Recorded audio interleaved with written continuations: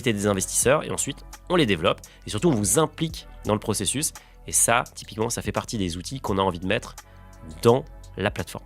Du coup qu'est-ce qu'on voit là? On voit que la corrélation moyenne de ton patrimoine c'est 0,71 mais bon ça à la limite c'est pas très important parce que tu as des positions qui sont minuscules. Ce qui nous intéresse c'est deux grosses positions donc c'est MSCI World et Nasdaq. On voit que la corrélation elle est à 0,74.